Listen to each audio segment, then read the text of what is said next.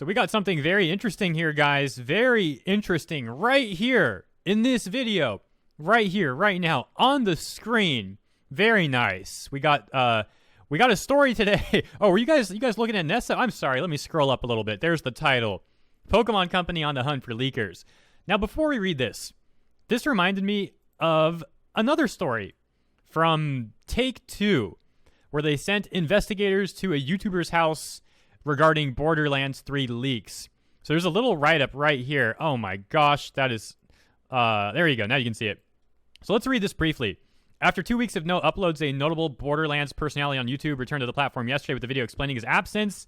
The game's publisher, Take-Two Interactive, hit his channel with several copyright strikes and sent investigators to his home in response to months of Borderlands coverage on his channel, which included leaks about upcoming games in the series. That entire Borderlands situation, though, is quite detailed, and to go into it any further, it would definitely end up taking up like this whole video. So let's not really comment on that any further. Just, it seems like a very weird situation that went on there. And at least the last time I checked that story months back, the YouTuber's channel was like gone. So this kind of reminds me of what was going on with that story. If you guys weren't aware of that one, now you are. That was pretty crazy. So here we are with another story about a gaming company going after alleged leakers. Let's take a look and see what they say. Pokemon Company International has recruited lawyers to search for the individuals responsible for leaking information about Pokemon Sword and Shield, money that some believe would have been better spent fixing the game's abysmal glitches. Let's comment on that really quick. I am playing Pokemon Shield and I'm actually enjoying it a lot. To be fair, I'm not discrediting the people who have complaints about the product, but for me, I haven't played Pokemon since Ruby, and there's been a lot of quality of life changes over the generations that I missed, so I'm experiencing those changes for the first time in Shield. For example, I found out the other day that TMs don't go away when you use them, and I was shocked. So little things like that are definitely probably helping me have a biased opinion. So I can sit here and tell you guys that I'm enjoying Shield, but I think, it's my opinion's a bit biased on that sense. I think it's fun, but I can absolutely understand why people have the complaints they do with it, with the national decks and all that sort of thing, especially bugs and glitches, which I admit I haven't encountered yet in about 15 hours of gameplay, but I heard that's more of an issue with downloading the game. I have it physical, so I don't know, man. I just wanted to make that caveat here. But this is something I definitely can't get behind personally. I think this is a bad idea already, but let's get into it more before I speak my mind. So the company was rather upset to find the pictures of new, never-before-seen Pokemon that were leaked earlier in the month, starting with a picture depicting a Gigantamax Machamp, which were spread all across the internet. I have a feeling people are going to laugh at me the way I said that. I don't know. That wasn't right. Whatever, though. Over 300 web pages across dozens of platforms, according to the lawsuit. Law firm Perkins Coie, which had been utilized by tech giants such as Google, claims that the leaks have caused irreparable injury, and the company is entitled to damages in an amount to be proven at trial. Pretty standard legal jargon there, to be honest. Though they haven't officially decided to sue specific individuals yet, that's where it's going to get messy. Like, they're going to have to get subpoenas and stuff. Well, let's see. Like, it talks about that. They have discovered 4 users of Discord with the aid of outside forensic experts. Oh my gosh. Forensic experts. That sounds costly. Continuing on. One of whom is believed to have distributed the images to the other 3 culprits, with the 3 then spreading the images further. Keyword, believed right now. Believed. So, finishes off with this. The company has not yet identified these people's real names and wished to serve subpoenas to Discord and 4chan for help in tracking down the leakers. Subpoena 4chan. Such a move is waiting on a decision from the court.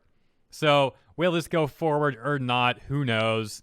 Did these people really leak anything? Who knows? I guess it would go to discovery. They would get the subpoenas and look for the information and get the IPs. I mean, that's generally what you subpoena someone for. It's not specifically for discovery. It's usually like you have the evidence and you just need that person's information to serve them with a lawsuit.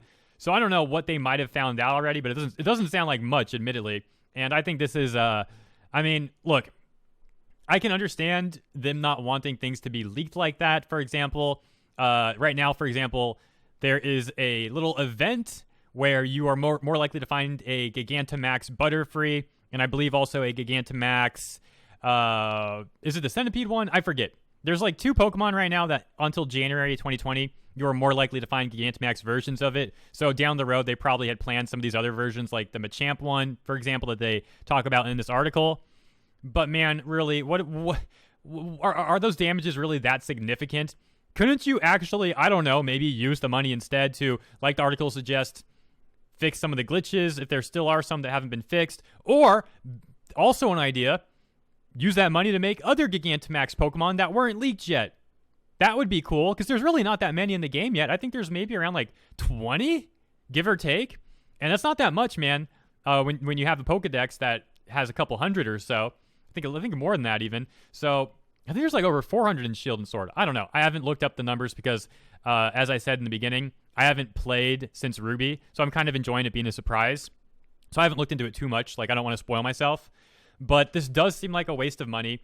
And let's go back into this, actually, one more time. Not to read the whole thing, but to, like, look at the cost. Like, so they're hiring a legal team that's probably very expensive. I mean, it says that they were used by tech giants such as Google, law firm Perkins Coie, which has been utilized by tech giants such as Google. So that's probably quite a bit of money. They have to get forensic experts, apparently. With the aid of forensic experts, that's going to cost a lot of money. And they have to subpoena Discord and 4chan.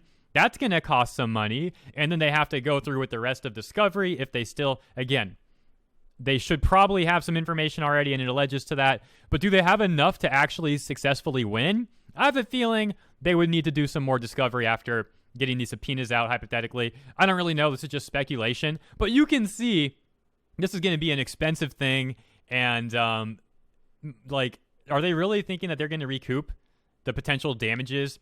And really, what are the damages, man? I mean, I don't know. I can't even fathom what their damages would really be for that. I really can't even. To be honest, to me, it seems like it's more detrimental to the people who play the game, because now they're kind of spoiled for future Gigantamax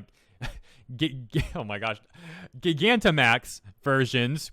But how much is that really going to hurt the company or the companies behind Pokemon Sword and Shield? And can they prove that? That's going to be tough. So that's where we're at, man. This is not too much to discuss. Guess we'll start wrapping this video up. That's all I got on this one. I think I'm releasing this on Thanksgiving. I haven't decided if I'm going to release it tonight, which is the 27th, or in the morning, the 28th. Either way, though, if it's the 27th and I release it that night, hope you guys have a great Thanksgiving tomorrow if you are celebrating. And if I release it in the morning, well, I hope you have a great Thanksgiving the rest of the day if you are celebrating. And that's all I got in this one. I'll see you next time.